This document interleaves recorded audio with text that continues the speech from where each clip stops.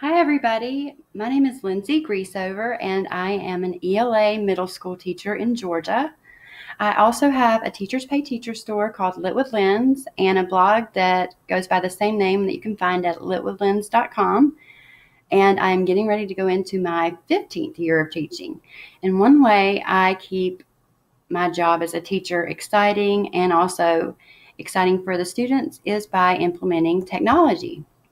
Technology has sort of become a passion of mine over the last few years, and I try to implement it every single day in my classes.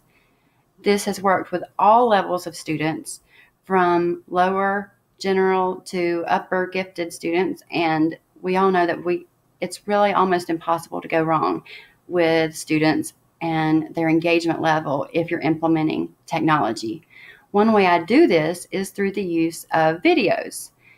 Videos are something that students watch anyway, and anytime you say anything about a video, it automatically seems to get kids' attention. So this is something that I've begun using regularly, and I didn't realize how great and how effective it would be until I did start using it so regularly. One thing I've learned and was surprised about is that more than 84% of students use YouTube to help them with their homework. Why? They can learn at their own speed, videos increase motivation, and students often gain a deeper understanding of the material. Technology, especially videos, are a huge asset to the classroom. As teachers, we all know, or I like to think of us as sort of like superheroes because we have so much on our plate, from lesson planning to grading, more grading and more grading, to now I'm also talking to you about adding videos. But I'm going to show you a way to do that will make your lives as a teacher so much easier with a resource that I've found and that I've been using regularly for the last 3 or so years. And I've also had other teachers in my school that have become just as passionate about it. And it's a tool called EdPuzzle. If you're not familiar with EdPuzzle, EdPuzzle is an EdTech app that can be used from any device, laptop, Chromebook, iPad, iPhone, PC, whatever, you name it.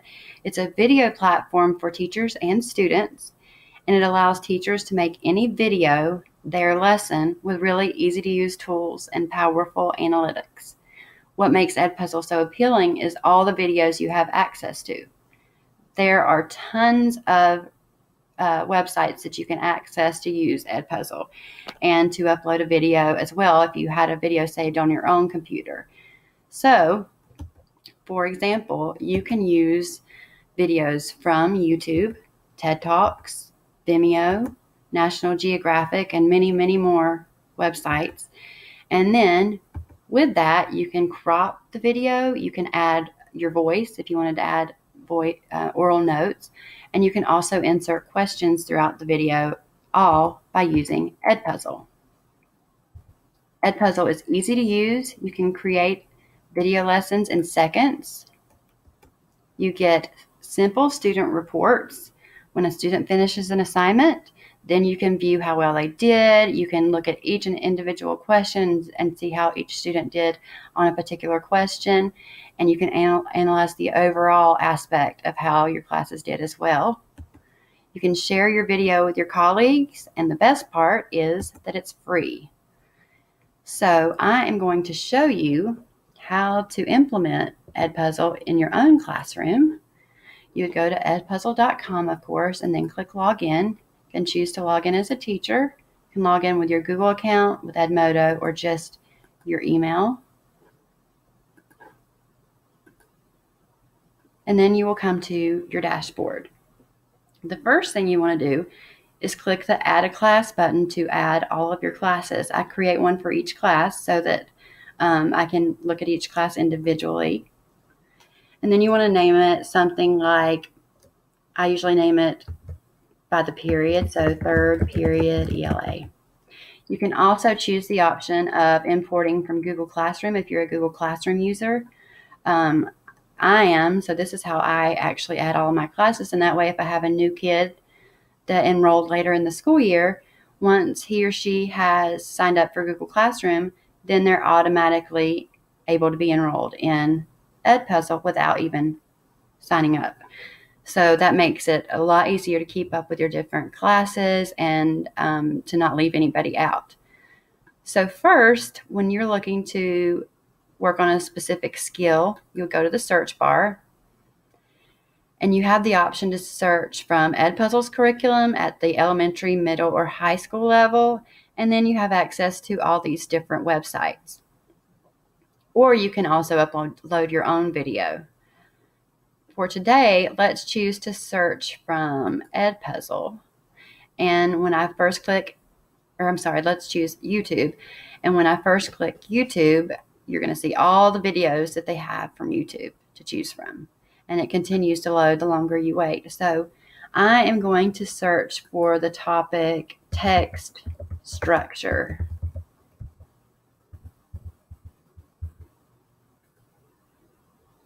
And then it will load all the videos from YouTube on text structure.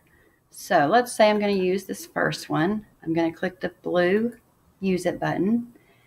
And then the first thing you can do is shorten your video if you just want to use a segment of it. If you want to use the whole thing, then you would just leave it alone. This is where you would add an audio track, audio notes, or questions. So when I'm ready to use a question, I would just click the green question mark button and then come down here and click the green question mark button again.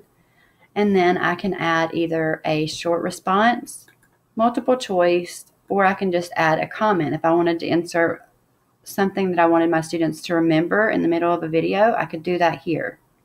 And then, of course, I would click Save. I usually use the multiple choice type question because then I can easily and quickly assess how well my students did. That way it's automatically graded for me versus me having to come in and grade it myself like you would have to do with the open-ended question here. So sometimes I do a mix of both. It's just whatever works best for you for that particular lesson. When I am done, I click Save, and then I'm going to click Finish. And I have the choice to add it to all my classes or a specific class. I can also choose to prevent skipping. That way they can't skip through the video and not watch the whole thing. I always keep that checked. And then you can, of course, choose a due date. So let's say July 29th. Or I could also click Later if I wanted to assign later. And then everything that I've assigned will show up in the My Content area. And it will save from year to year. So I've been using EdPuzzle for 3 or 4 years now. And everything that I've done that I've chosen to keep will stay in the My Content area. So let's try to search again, and let's search with EdPuzzle this time. And just to give you ample opportunity to make sure you know how to do it, this time let's do main idea. As you see here, there are green question marks in the top of several of these videos. What that means is that questions have already been added. And if you're looking for a video lesson that's already done and ready to go, you can choose from one of these. If the little scissors, the red scissor button is there, that means they've cropped part of the video. So as you see here, like it's a minute and 19 seconds in this box, but down here it's 45 seconds. That just means somebody's shortened it and made it a little bit less to fit their needs. So let's say I want to use this video. I'm going to select it. This video only has one question. So I'm going to click Use It, and then I'm going to watch the video and insert questions or comments where I would like it to go. Again, in order to do that, you're going to select Play. You'll listen to the video. And whenever you're ready to insert a question, you just scroll wherever you would like it to go and then insert a question, just the same as you did or as you saw in the previous video. Again, choose between short response, multiple choice, or comment. Make sure to hit Save and then Finish. Again, you can choose which class you want to assign it to, whether or not to prevent skipping, and whether you'd like it to be done by a particular due date, or if you want to just save it for later. And I'm going to click later again. So if we go back, keep in mind that there are options for every subject area: science, math, social studies, ELA, of course, what I use it for, but it's for all subject areas. Writing, I've used this a lot with writing. The opportunities are really endless. I also want to show you how to look at how well your class did. So for this particular assignment on how to write a thesis statement, my class average was an 88%. So I'm going to click progress to kind of dig deeper and see how they did individually. Now, these are the students that did not take it. And then you can see how everyone else scored. If I wanted to click on a particular student, this shows me that the student watched the 100% of the video. That means that he didn't just do part of it. He watched the whole thing. There were 6 responses, and he got 6 correct, which means, of course, he got 100. And then it will show me each individual question and how he answered it. So I can also look at how they did and add a comment. If I want to say, good job, I could add that here. Or if they happen to miss a question, I could also provide feedback and say, this is why you missed it. Remember next time to make sure that you do A, B, and C. And then you can scroll on to the next student. So it allows you to see how well every single kid did. And when you have multiple classes set up, you can compare each class and see how they, who did better, who needs to work on something more. And it also helps me as a teacher say, oh, maybe I need to spend a little more time on this with third period because they seem to have scored lower. It gives you a lot of feedback that not only you can use for your students, but for yourself as well. Really, your opportunities are endless. Like I said before, it's a tool that I could implement every day. But if I try not to overuse any one technological resource. So I usually keep it to 2 to 3 days a week. And that keeps my students engaged and ready to go. And they don't dread. I don't want them to get tired of using it every day. So we try to keep things new and fun. I hope that you've enjoyed this. I hope you feel like you can take this back to the classroom and implement it as soon as school starts. I'm also including directions on how to use EdPuzzle, everything that I showed you today, how to edit, how to add a new assignment and assign it to each class. That's all going to be included in handouts that you'll receive. And if you have any kind of question, please don't hesitate to email me at litwithlyns@gmail.com. And I hope you enjoy the rest of your summer. Thank you so much for tuning in and taking time out of your day to be here. And I hope you have a great day. Thank you so much again. One of the things that we do at the end of an EdPuzzle assignment is I have my students reflect on this using the video platform Flipgrid.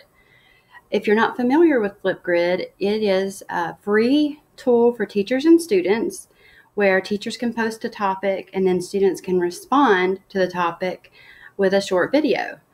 It's great too for back to school, and since that's just around the corner, I wanted to share with you how this worked because it's a good way to have your students introduce themselves as well as for teachers to introduce themselves to students. So the way it works is if you go to flipgrid.com, you'll log in, and then it will take you to your dashboard.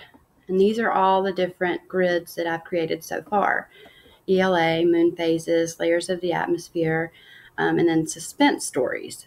So one of the things that we did earlier this year was in the ELA grid. These are some of the different topics that I have. One of the things that we did was have students respond to a short story that we read called The Lottery. I'm sure some of you are familiar with this. And they had to discuss whether or not they felt that the lottery was dystopian literature. So you would have your description of what you want your students to do, and then once they respond, this is what you'll see. So these are all my different students that have responded to that particular topic. So I'm going to show you one of these just to give you an idea of what it looks like.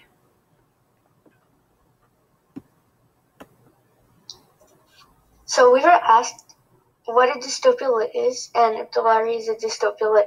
A dystopia lit is a fiction in the future that is bad. Now, for my opinion, I think that the lottery is not a dystopian literature. Why? Well, the lottery is not in the future. As I read that women were wearing faded house dresses and sweaters. They were all dressing. So after you've watched the video, then you can give a little emoji that you can click on depending on how you thought they did, and then you can provide some feedback. So it's a great way to provide quick and easy feedback to each kid's response. So I'm going to show you how to do this. Once you've logged in, the first thing you're going to want to do is create your grid. So you'll click the little blue New Grid button and then choose Classroom and Next. And I'm going to ask that they automatically generate the password and click on Build My Grid. And then I'm going to click All Set.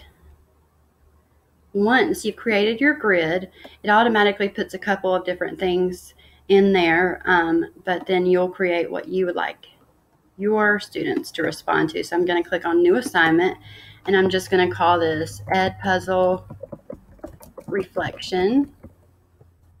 And next, you can decide how long you would like their response to be. It can be anywhere from 15 seconds to 5 minutes. Depending on what the assignment is, I usually choose around 1 minute. And then you can decide on the topic display date. And I'm just going to put in the description here, please respond or reflect on the EdPuzzle assignment. And then you can choose several different options. Of course, whether you want to make it active, frozen, or inactive. If it's active, then of course students can see it. If it is frozen, that means that students can no longer post responses. And then if it's inactive, your students, of course, cannot see it. So I want it to be active. You can decide if you want to freeze it at a certain time, meaning like a week from now, if you want to cut it off and have students not respond, you would choose that specific date. Then you can also add videos. You can upload a video from your own computer. You can choose from YouTube and Vimeo videos. You can upload an image, emojis. There's several options there. And you can also add websites if you would like them to be able to refer back to a particular website. I often will put stories on Google Docs. And so if I would want to include a link to the Google Doc, I could add it here, as well as the title. And then you can choose if you'd like to add stickers and drawings, only stickers, only drawings, or none. And then you would click Create Topic. And this is what you'll share with your students in order to have them have access to the assignment, the link, and then the code that they'll need to enter in order to gain access. So you'll click Got It, and then this is what you see once you have posted the assignment. Once students start responding, then you'll have, of course, all their different pictures and each response. So I'm going to go back to my grids, and once I do, you should see the new grid that I just created, which is our classroom, unless I want to call it something else, and then the code that students need. And if I wanted to edit that, I would just click the little pencil. Those are the actions that we talked about. If you want to make it inactive, or you want to have notifications, you can choose all those different things. Or if you want to delete it once you're done, you can do that as well. So like I said, Flipgrid is great for posting reflections on assignments.